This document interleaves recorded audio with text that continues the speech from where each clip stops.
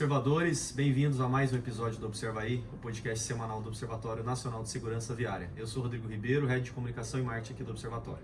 Eu sou Paulo Guimarães, CEO do Observatório. Eu sou Pedro Borges, Head de Mobilidade e Seguro do Observatório.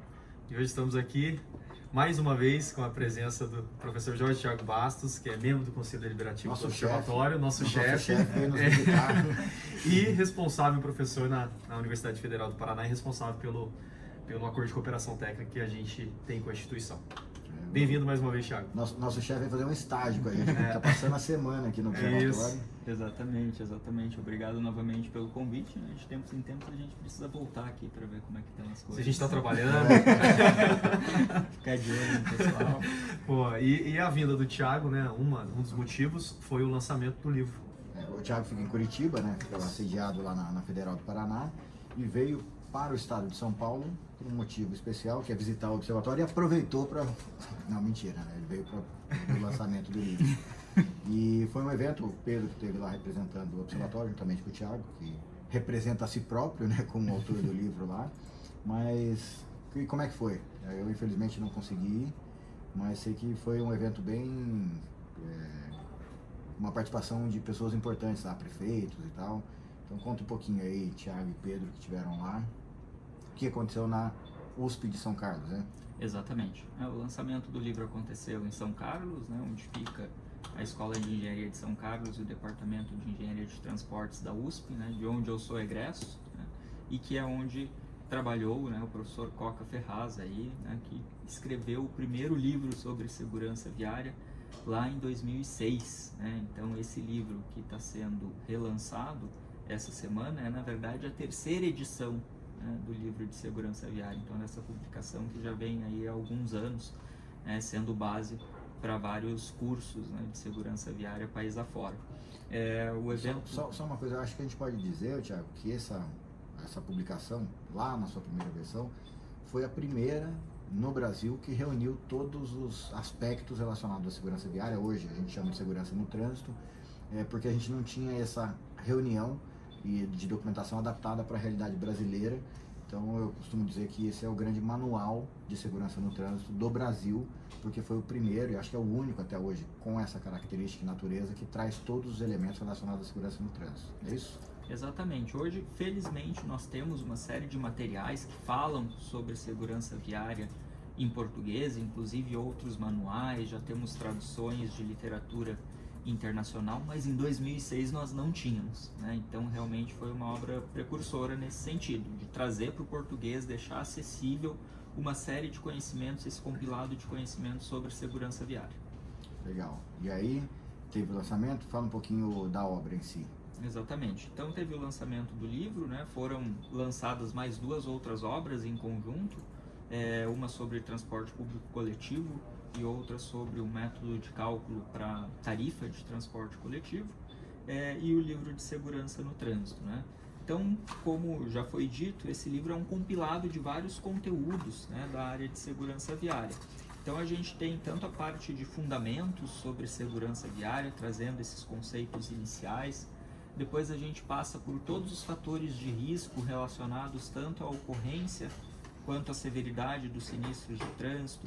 A gente passa pela engenharia, a influência da engenharia na segurança viária, técnicas de avaliação de conflitos de tráfego, auditoria de segurança viária, esforço legal, cultura de segurança no trânsito, que foi um capítulo adicionado nessa edição para justamente trazer a importância desse conceito, né?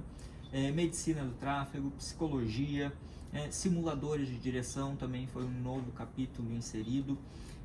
Sobre os estudos naturalísticos de direção também, que é algo que a UFPR e o Observatório atuam em conjunto, né? Nesse desafio de conhecer o comportamento do condutor brasileiro. Então a gente tem várias informações sobre isso no livro.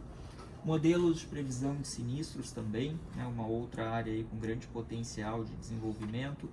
Um compilado de ações para redução da sinistralidade viária, com as estimativas de redução, né, nos sinistros a partir de intervenções, monitoramento da segurança viária a partir de dados, né, avaliação de projetos, considerando aí um horizonte de projeto dessas intervenções de segurança no trânsito, e finalizando com uma avaliação geral da dimensão da sinistralidade viária no Brasil e com uma avaliação também da Política Nacional de Segurança Viária. E esse capítulo último, né, que encerra o livro, foi muito interessante de se fazer, porque ele foi um ajuste, né, uma atualização do capítulo que nós tínhamos no livro anterior, que era um conjunto de sugestões, né, de recomendações para uma política nacional de segurança viária que à época não existia.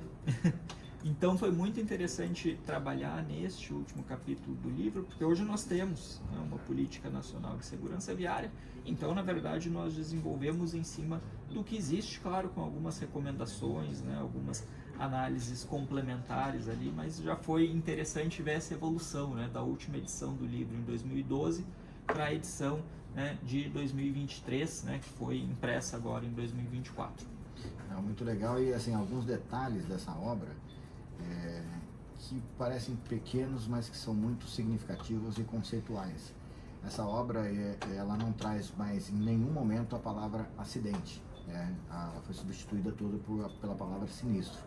Por que eu chamo a atenção para isso? Porque esse é um exercício que a gente tem feito desde que toda a legislação e as normas viraram para esse lado, né? Transformando o acidente em sinistro, né? A terminologia. E a gente viu, né? Eu e o Pedro, a gente andou buscando aí umas publicações recentes, e eu não vi nenhuma publicação trazendo esse termo sinistro. Então acho que é um detalhe importante, que pode parecer um mero detalhe, mas que isso, do ponto de vista de defesa do conceito, é importante, principalmente para nós aqui do Observatório, quem atua nesse ramo, né, nessa área, de fazer esse exercício e é um exercício difícil, né? A gente trabalha já há mais de 20 anos com isso. É um exercício difícil de não falar acidente e falar sinistro, mas é importante a gente defender esse conceito. E acho importante também destacar essa atualização da abordagem, né? Então essa obra ela está já atualizada para todos os conceitos de visão zero, sistemas seguros, né? Que é algo relativamente que está se discutindo, não é algo novo no mundo, mas é algo que no Brasil, né, a discussão é recente. Então também a abordagem está atualizada nesse livro aqui. Aí é legal, e a gente tem esse livro como uma referência, inclusive para nosso planejamento, a nossa expectativa de produzir cursos, materiais de capacitação a partir da inspiração e dos conceitos que são trazidos pelo livro, né? Então, dentro do nosso planejamento, e a gente está correndo atrás para viabilizar isso, a gente tem a previsão de até o final desse ano disponibilizar 9 cursos em plataforma EAD que tratam de partes importantes do livro, né, com base no livro. É um livro base, né, de segurança viária, então que serve aí tanto para cursos de capacitação, serve para utilizar na graduação, nos cursos de engenharia de transportes, engenharia civil, serve para pós-graduação também, né? Então é um livro que pode ser usado de várias formas. Ao mesmo tempo é uma linguagem acessível para quem está na ponta, para o gestor, para quem quer saber um pouco mais sobre o assunto sem ter esse envolvimento acadêmico necessariamente. Então é uma obra bastante versátil nesse sentido. E quem quiser conhecer, ela está disponível para download no site do Observatório. Gratuitamente. A gente conseguiu fazer algumas impressões, né? Foram distribuídas lá no dia do lançamento. E acho que nas próximas semanas a gente vai começar a presentear algumas pessoas da nossa audiência, enfim, os observadores, para receber essa obra. A gente está pensando aí como é que vai fazer, mas está disponível, qualquer pessoa que quiser já pode acessar gratuitamente a obra lá no site do Observatório. Isso. Fica com a gente aí, Thiago. O assunto livro, por enquanto, terminou. Mas na semana que vem, teremos a ausência do Paulo aqui novamente, não observa aí. Eu não vou pra mas por um bom motivo. Não vai pra praia. 2 semanas. Mas por um bom motivo a internacionalização do maio começou, né? E eu confesso que tá começando a bater uma certa ansiedade. Primeiro porque a gente já friozinho na barriga. O friozinho, porque a gente já tá num turbilhão já faz algumas semanas, e eu tô me dando conta que tem algumas coisas, documentação para viagem e tal, eu ainda não tô 100% organizado. Amanhã e sábado vão ser dias bem corridos para isso. Mas o que vai acontecer na semana que vem? Eu vou para Portugal, eu tenho umas agendas em Portugal, já no sentido de promoção do Movimento Mar Amarelo. Então, lá em Portugal, né, eles têm as câmaras municipais que se equivalem às prefeituras aqui no Brasil. Então, o prefeito lá, como a gente conhece, aqui é o presidente da Câmara lá, por conta do modelo administrativo que eles têm. Então o que eu vou fazer lá? Eu tenho algumas agendas, eu vou, chegando lá, eu tenho uma reunião com a Câmara, né, que seria a Prefeitura da cidade do Porto. Eu já tive lá na minha outra passagem, então na cidade do Porto já começa já uma oficialização de ações do Maio Amarelo e tal. Eles estão super envolvidos lá, a gente está traçando uma relação legal com eles lá. Depois eu me encontro com o prefeito, né, o presidente da Câmara de Vilar Formoso, que é uma cidade binacional na fronteira com a Espanha. Então também eles vão fazer o lançamento do Maio Amarelo lá em Vilar Formoso. Ele fica mais ao norte de Portugal. E ali a gente vai aproveitar essa situação binacional para um pé do lado da fronteira de Portugal, um pé do lado da fronteira da Espanha, de também fazer esse momento aí de lançamento, né, de divulgação do Maio Amarelo para esses dois países por meio de Vilar Formoso. Depois eu me encaminho para Estoril, onde vai acontecer o 23º Congresso Europeu de Trauma e Cirurgia de Emergência. É um congresso voltado para a comunidade médica, e lá a gente tem 3 coisas muito legais acontecendo. A primeira é a Onda Amarela. Então o Dr. Gustavo Fraga, que é médico da Unicamp, já foi personalidade do Maio Amarelo há alguns anos, enfim, é um desbravador do Maio Amarelo por aí. Ele está levando, não me lembro agora quantos, mas a previsão era 40, está entre 20 e 40 alunos de medicina do Brasil, junto com as ligas de trauma do Brasil.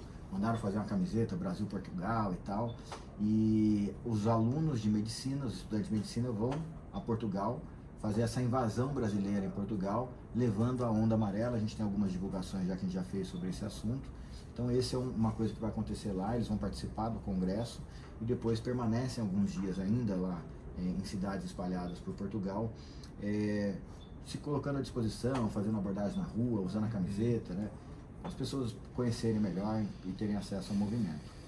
Uma outra ação que a gente vai fazer dentro desse congresso, isso foi por meio do Dr. Gustavo Fraga também, a gente conseguiu um painel específico para falar de prevenção a situações de trauma no trânsito, e aí a gente leva as ações de conscientização Maio Amarelo, né? Então a gente faz uma apresentação do Maio Amarelo e vai usar isso também como um chamamento para o Maio Amarelo na Europa. Então a gente tem um momento de fala lá no Congresso para apresentar o movimento Maio Amarelo para a comunidade médica de toda a Europa. E a gente tem um outro momento que um dos trabalhos, né, que foram coordenados aqui, produzidos pelo Pedro junto com o João, que é o nosso estagiário aqui de Ciência de Dados, que é um trabalho inovador, né, uma visão inovadora sobre a questão da sinistralidade e dos riscos relacionados a motociclistas, né, que é um dos temas principais que a gente tem trabalhado. Então a gente vai fazer, esse trabalho foi aprovado para ser apresentado no Congresso, então eu estou levando esse conteúdo também para ser apresentado. Quer falar um pouco desse? Que esse ficou bem legal, né? Teve até a aprovação do nosso conselheiro deliberativo. A gente aqui. Passou pela banca, né? Passou pela banca. Esse trabalho, eu e o João, a gente elaborou um modelo de machine learning de classificação com base nos dados do Ministério da Saúde sobre os óbitos no trânsito. Então esse modelo ele tenta classificar e tenta prever, de acordo com as características de idade, sexo, raça, escolaridade, se aquela vítima fatal no trânsito ela era ocupante de motociclista ou não. Mas o principal objetivo desse modelo não é tentar fazer essa classificação se era ou não, era entender as principais características dos motociclistas que sofreram esses ferimentos fatais dentro do trânsito. Então é um trabalho muito legal, porque a gente como engenheiro conseguiu um espacinho ali no Congresso de Trauma, né, que só vai ter médico apresentando o trabalho. Mas com isso eu vou dar o spoiler aqui do resultado do trabalho. Como conclusão, a gente conseguiu perceber que a chance, as características voltadas para ser homem e com a raça parda e os mais jovens são aqueles que têm a maior chance de ser uma vítima fatal como ocupante de motocicleta. Então foi um novo olhar para uma base que já existe faz tempo no Brasil, que é a base da DataSUS, e esse foi só um passo inicial de outros trabalhos que a gente consegue desenvolver aqui com base nesses dados. E uma dúvida com relação a esse trabalho, Pedro, é sobre a replicabilidade dele, inclusive em outros países, né, que é uma das coisas que eu quero chamar a atenção lá no Congresso. A partir de uma base de dados que tenha as informações mínimas que a gente usou para esse modelo, e num olhar rápido, a Europa tem mais informação que a gente, então talvez o modelo funcione até melhor. Ele é replicável para os outros países da Europa, né? Com certeza, ainda mais se eles tiverem mais dados sobre o sinistro em si. Então, toda a caracterização do ambiente, dos veículos, porque aqui a gente só tem informações só da vítima, né? Então, acho que com mais dados o modelo vai ficar ainda mais robusto. E é um modelo de machine learning, né? Em que é isso? Qual é a diferença do machine learning do que a gente fazia lá na minha época de prefeitura, de olhar um por um e colocar e anotar na mão? É um modelo estatístico de regressão logística. Então, a regressão logística ela sempre tenta classificar entre 0 ou 1 ou 2 opções ali. A diferença com o machine learning é que você consegue aplicar isso várias vezes na máquina e depois de fazer todas essas replicações ele vai pegar o melhor resultado e te trazer ali os coeficientes que mais impactam nessas características que comentei anteriormente. Então, assim, a estatística é a mesma, o cálculo é o mesmo, só que agora com a computação você pode repetir isso várias vezes para chegar no modelo mais robusto. A gente antigamente fazia isso umas 3 ou 4 vezes, agora a gente faz milhões de vezes no mesmo espaço de tempo. Isso é muito legal. E uma coisa que eu queria chamar a atenção, assim, que foi muito legal ontem nessa apresentação, né? O Pedro fez uma prévia aqui com a gente e o João fez a apresentação, o João estagiário, e eu gostei muito de ver a evolução do João já no campo profissional, no campo da pesquisa, do dia que ele entrou aqui para a apresentação desse trabalho, assim, muito, muito legal. Parabéns para o João que trabalhou, né, diretamente nisso, para o Pedro que conduziu e que cumpre também o objetivo de um processo de estágio aqui, né? Com certeza. Eles nos ajudam, mas também a gente tem essa atribuição, de fazer eles evoluírem profissionalmente, né? Pedro que o diga. Pedro que o diga, exatamente. E eu diria que para além da evolução na parte técnica, né, foi muito bonito, né, de ver a motivação para a realização do trabalho. Ele pediu, né? Ele pediu, né? Ele queria apresentar, né? Sim.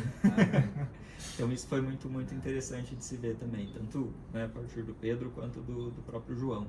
Legal, o Thiago tem, né? A gente tem um convênio com a Federal do Paraná, a gente tem uma equipe de pesquisa que fica lá em Curitiba e que também a gente vê os estagiários passando por lá, evoluindo, né? Hoje a gente participou até o Arthur, que é um estagiário que está em processo de admissão. Começando, mas a gente tem resultados muito bons assim com esse processo de estágio que a gente promove no observatório. O Pedro foi estagiário do Thiago. Sim. Isso aí. Então a agenda vai estar cheia lá em Portugal também, independente da localidade. Mas não para por aí. Eu fiz essa pausa para explicar. Tá bem cheio, por isso que vai me dando ansiedade. Eu tenho tanta coisa, tem umas coisinhas para preparar ainda, mas terminando o congresso, eu tenho uma reunião na segunda-feira. Essa apresentação no congresso vai ser no domingo, e aí na segunda-feira eu tenho 2 reuniões que vão ser bem legais. Uma com a Prevenção Rodoviária Portuguesa.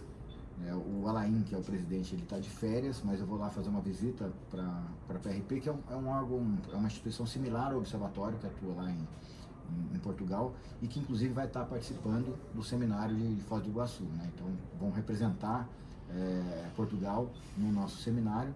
Vamos lá fazer essa reunião de aproximação, levar alguns materiais do Maio Amarelo, ver como é que está fluindo lá em Lisboa, principalmente as ações do Maio Amarelo. E eu tenho uma outra reunião com uma pessoa chamada José Antônio, já é um nome, mas um português, e que ele é presidente da União Postal Universal, se não me engano é esse o nome, é o UPU, que reúne todos os correios do mundo inteiro. Então a gente acabou de firmar uma parceria com o Correio Brasileiro, que hoje tem a maior frota comercial da América Latina. Então o Correio do Brasil passa a ser integrante do programa Laço Amarelo, agora recente, aconteceu acho que semana passada, mais ou menos. E a ideia é que a partir dessa experiência que está se iniciando com os Correios brasileiros, a gente possa, através da União Postal Universal, fazer isso chegar também nos Correios do mundo inteiro. Então esse é o movimento que a gente está fazendo e que, né, a gente vai buscando formas de chegar a mais pessoas com esse conceito da cultura de paz no trânsito. Então essa é a minha agenda. Chego aqui no dia 1º de maio e no dia 2 de maio, eu e o Rodrigo, às 4 da manhã, saímos para Brasília na abertura oficial do Movimento Maio Amarelo do Brasil, que vai ser promovida pelo Ministério dos Transportes. Então o Rodrigo já vai estar descansado, eu vou estar descansadinho, então vai dar lá para ajudar. E aí a gente segue, né? Na semana, volta aí, tem um monte de coisa para a gente fazer, as preparações finais para o seminário, que começa na semana seguinte, mas aí semana que vem vocês atualizam. Tava na pauta aqui, falando do seminário, você tá pulando a pauta aí. Vamos estar atropelando a pauta, né?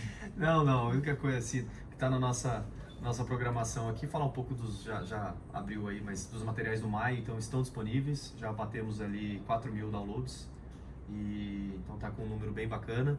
Os materiais estão disponíveis gratuitamente.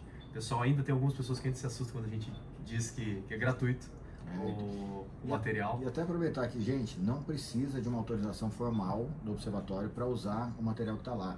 A própria disponibilização do material já é essa autorização. Então, essa chancela. Como disse, né, vou invocar a Abimadabi de novo aqui, que a gente falou bastante dela na semana passada. Senta o dedo, né? Ela costuma falar isso, porque compartilha mesmo. E, poxa vida, a gente está imaginando que, né, está querendo, está trabalhando para isso, para que cada ano o movimento seja maior e mais abrangente. Então a gente tem 4.000 downloads há 15 dias do início de maio, a gente nunca teve essa quantidade de interesse antes, né, um momento tão antes assim do Maio Amarelo. A gente geralmente tem uma intensificação desses downloads na véspera, e enfim, eu acho que a expectativa é muito boa, com tudo que a gente tem olhado aí para acontecer. Tanto que a gente já disparou a nossa assessoria de clipagem de matérias, que já está fazendo isso desde já, porque a gente as pessoas já estão publicando falando coisas, sobre. Então acho que vai ser muito legal. É isso. Então baixe o material, acesse o nosso site. E logo ali na home já tem ali um banner da campanha, vocês conseguem fazer o download de todos os materiais. O seminário, Paulo, fica o convite, semana que vem a gente está sempre falando do seminário, está aí, está na porta já, mas dia 6 e 7 em Foz do Iguaçu, então teremos representantes aí de vários países, porque não, além do seminário, lá nós teremos a abertura oficial internacional do Maio Amarelo. Então tem todas as informações no nosso site, ali na aba de eventos, também na home tem ali um banner do evento, vocês conseguem ver toda a programação e adquirir os ingressos. Lembrando, quem é membro da rede do Observatório, a gente consegue algumas cortesias. Quem ainda não recebeu os nossos contatos, entre em contato com a gente. Os mantenedores, os observadores, Rede Laço Amarelo, as nossas cooperações técnicas, todos esses têm presença garantida, né? Se não chegou ainda o convite para vocês, faz contato com a gente que a gente está disponibilizando. E vai ser um momento muito interessante, porque a gente conseguiu preparar a programação científica com uma lógica, e é legal, né, Thiago, quando a gente faz uma coisa que a gente participa de muito evento, né? Fala, puta, isso aqui podia ser de um jeito, de outro, então como é o nosso evento, a gente fez... Mas quando chega o nosso é difícil, né? Mas a gente conseguiu, né, fazer uma programação lógica, que eu acho que de começar a olhar para a segurança no trânsito, para o mundo, nos continentes, nos países e nos municípios, né? Essa foi a nossa lógica. E depois, no segundo dia, falar sobre inovação, falar sobre Big Data, pesquisa científica. Soluções, né? Soluções. Então, muito legal. Participação de autoridades, né, dos outros países, do Brasil. A gente já está praticamente, acho que 100% do que está na nossa programação já foi confirmado. Então, está muito legal do ponto de vista de presença política, vamos dizer assim, de integração entre todo mundo, mas também de conteúdo técnico. Presença técnica. Vale super a pena. A gente tem uma limitação, isso é importante falar também, acho que a gente tem capacidade para 400 pessoas nesse evento, então corre para fazer a sua inscrição, porque a nossa expectativa é que até o meio da semana que vem vão se esgotar as inscrições conforme as adesões estão evoluindo. Então corre lá, garante seu ingresso lá e não perca essa oportunidade, vai ser um baita de um evento. Isso. E para fechar a nossa agenda e entrarmos na dica e curiosidade da semana, a gente falou aqui, né, Paulo, sobre a placa Mercosul recentemente e prometemos que traríamos uma atualização da situação caso tivesse. E terça-feira passou pela comissão orçamentária? De assuntos orçamentários, não é isso? E agora está indo para a comissão de Constituição, não é isso? E aí Constituição e Justiça. E aí o Observatório tem acompanhado e pretende, inclusive, participar, não é isso? O que acontece, né? A placa Mercosul, ela foi foi definida a partir de uma resolução, né, da Câmara de Comércio das Américas, né, que fez uma resolução e falou, olha, para esse assunto a regra é essa. E o Brasil está inovando, tira e põe. A gente tem 5 modelos de placas de identificação veicular hoje em operação, funcionando. Você olha no Brasil, você vai olhar 5 modelos diferentes de identificação veicular. E a proposta de reinclusão de unidade federativa e município na placa, ela está vindo com alguns argumentos assim muito enviesados, argumentos políticos, né? Até o senador que propõe estar com essa relatoria fala que as pessoas precisam ter o município da placa por conta da sensação de pertencimento, de ter orgulho das pessoas saberem que eu sou de Curitiba, por exemplo, São José dos Campos. Mas é a placa de um carro que vai fazer isso? Pode concluir. Não, assim, tá sendo deixado de lado a questão técnica, né? O que envolve isso, né? Quais os elementos? A gente tem uma resolução que trata disso. Então, assim, não adianta, o que se chama hoje no Brasil de placa Mercosul não é a placa Mercosul, é a placa do Brasil que mudou várias vezes. Que está parecido. É o Mercosul então, assim, foi para a CCJ agora esse assunto, e ele está, a gente está sentindo uma ausência de argumentos técnicos em toda essa tramitação. Um deles, e acho que o principal, é saber da Câmara das Américas se essa placa vai ser aceita nos outros países. Porque senão não tem sentido nenhum a gente prosseguir com esse assunto. Então o que a gente está fazendo agora? A gente está protocolando um documento na CCJ, alertando sobre alguns pontos e colocando no observatório e o IBD Trânsito, que é o nosso parceiro de advocacy, para contribuir tecnicamente com o assunto, né? Elaborar os relatórios, enfim, fazer o posicionamento técnico com relação a esse assunto. Então, haverá mais capítulos e mais lutas dessa novela. E assim, por que isso é importante? Porque a identificação veicular, ela é peça-chave, né? E esse assunto se desdobra de um assunto do ano passado, que era um relatório do Tribunal de Contas da União, dizendo o seguinte, que em média, assim, se juntar todos os estados e tal, metade dos veículos que são flagrados em cometimento de infração não recebem a notificação, enfim, não são... Pelo estado da... porque não foi possível identificar o veículo.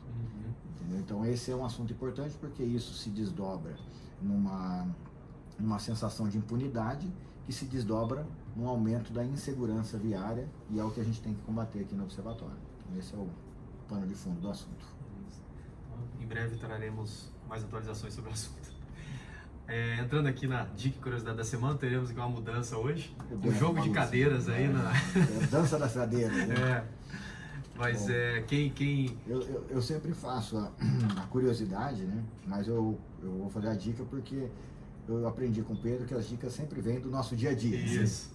E aconteceu comigo essa semana. Lá no satélite, não? Não foi, mas foi pior que eu vim do satélite, sabia? A gente precisa usar a rodovia Presidente Dutra aqui, que ela tem um fluxo muito alto, né? E geralmente nos horários de pico, ela tem algum tipo de paralisação, enfim, é uma via que se congestiona várias vezes no dia. E num desses congestionamentos, em função de um sinistro que tinha acontecido um pouco mais à frente, então aconteceu lá problema, tal, os veículos parados, e eu parado, né, na fila de veículos, estava na faixa da esquerda, são 2 faixas ali, e eu sempre tive na minha cabeça, sempre defendi, né, algumas, principalmente eu já no passado dei aula de direção defensiva e tal, e tem uma técnica que eu sempre apliquei na teoria, né? Sempre passei para os alunos na teoria. O que é? Quando você está numa situação de veículo parado, tem alguns procedimentos que são importantes você adotar. Então, assim, se você tem espaço nas laterais, por exemplo, você está na faixa da direita, você tem um acostamento, e você tem espaço ali de escape, é recomendável que você deixe o volante esterçado, né, virado para o lado que você tem um escape de segurança. Por que isso?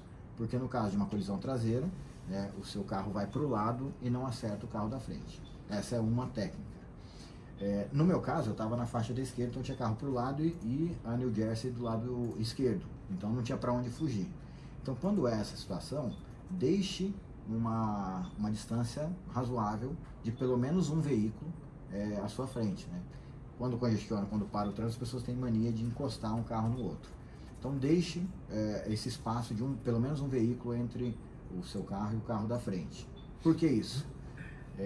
Porque em caso de colisão, você ainda tem um espaço para que uma colisão traseira não se transforme no engavetamento. E uma outra dica muito importante é você manter o tempo todo o olhar atento ao retrovisor, né? Isso serve para quando você está em circulação, mas isso serve também para quando você está com o veículo parado.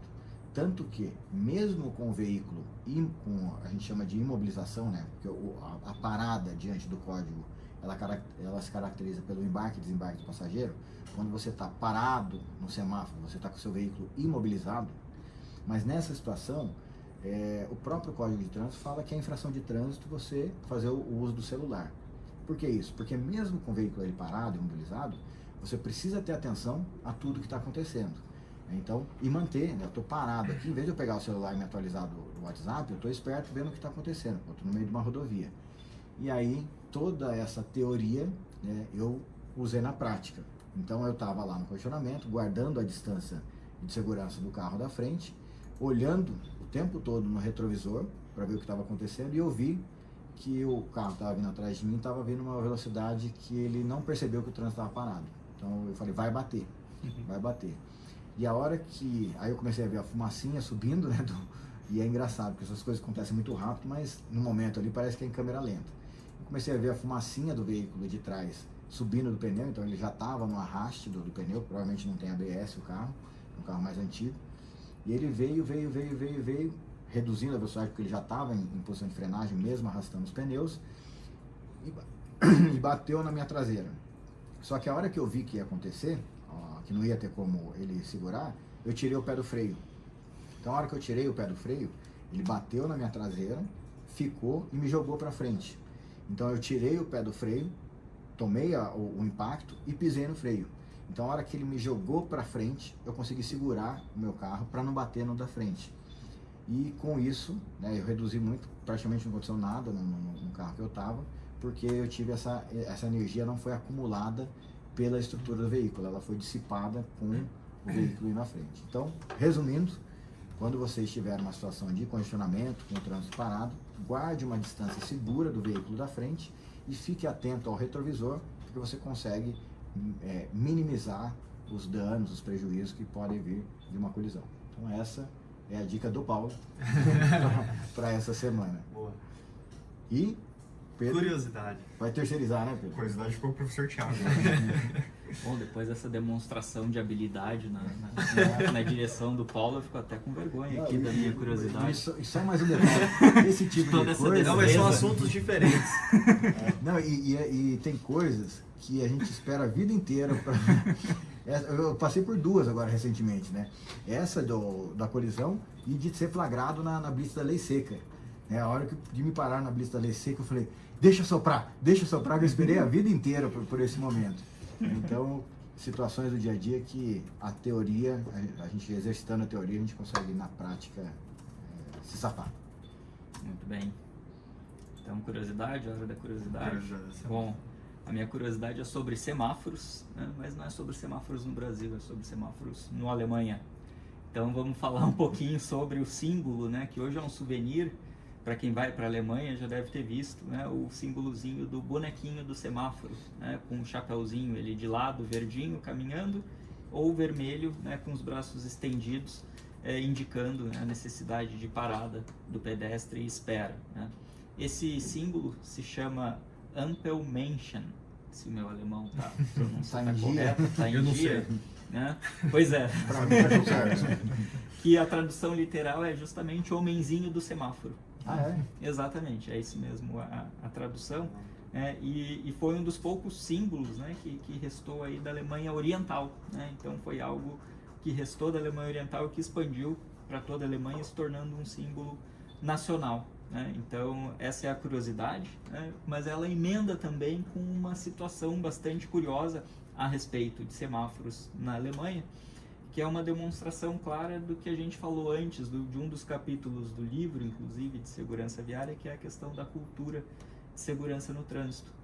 Alguns anos atrás eu tive a oportunidade de passar um certo tempo na Alemanha, então eu tive a oportunidade de conviver com alguns alemães e, como todo bom brasileiro, a gente questiona o comportamento seguro dos alemães, né? Então, numa situação de parada num semáforo, esperando o verde do pedestre para atravessar, e não vinha ninguém, né? E eu perguntei... Não via ninguém de carro. Não via ninguém de carro. E eu perguntei para o alemão, tá, mas quando não vem ninguém, vocês não atravessam? Foi a pergunta típica de um brasileiro, né? E aí o alemão me respondeu na ocasião, e não era alguém ligado a trânsito, né? Me respondeu, olha, eventualmente até sim, mas eu vejo antes se não tem nenhuma criança no cruzamento, para ela não ver o exemplo, né?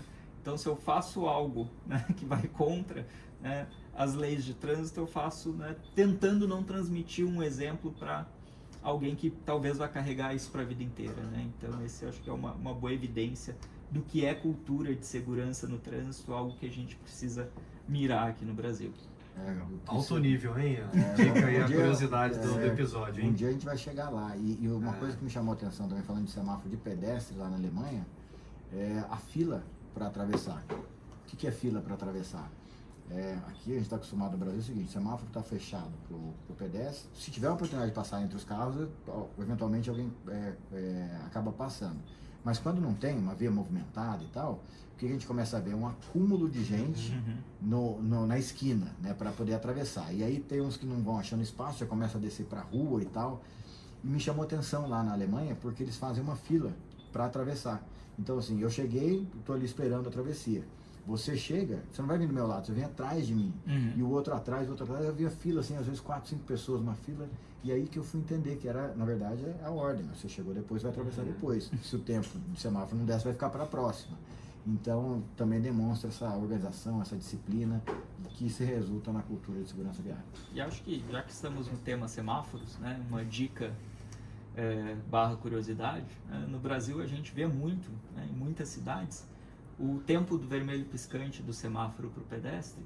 E o que a gente percebe? Que muitas vezes ele não é suficiente, né? Então esse tempo não é um tempo arbitrário.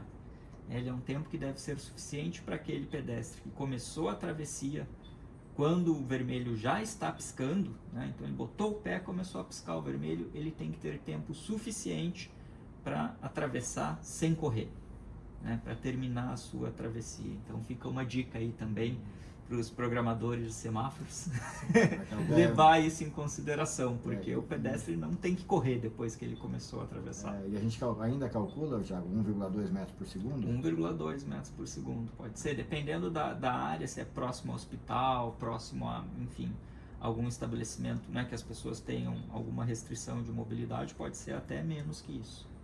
Viu que eu lembro da minha época disso aí? Muito bom, muito bom. É isso. Fechamos. Algo mais aí, Paulo? Acho que não, né? Deixa eu preparar meus documentos. Vamos lá, né? Corre aí. Agradecer o Thiago, obrigado aí, deixar você para as considerações finais e agradecer pela estar aqui com a gente mais uma vez. Eu que agradeço, é sempre bom estar aqui convivendo, né, de perto, presencialmente com o pessoal, a gente conversa bastante, mas à distância. Estamos trabalhando direitinho, Thiago? Então, dá para melhorar, mas... Mas é isso, pessoal, obrigado. Valeu, então, gostaria de agradecer a toda a nossa rede, aos mantenedores do Observatório, a Braciclo, a Fávia, a CNT Senat, Sistema Transporte, GoPlus, a Gringo, a iFood Ipiranga, Mobilidade Estadão, Raizen, Uber, Veloy e Vibra, aos 591 observadores certificados, a todas as empresas, prefeituras e entidades da Laço Amarelo, as que aderiram ao Educa e a todas as instituições que mantêm cooperações técnicas com o Observatório, em especial hoje aqui, a Federal do Paraná. Muito bom. Obrigado, pessoal. Até o próximo episódio. Valeu, pessoal. Até a próxima. Tchau, galera. Até a próxima.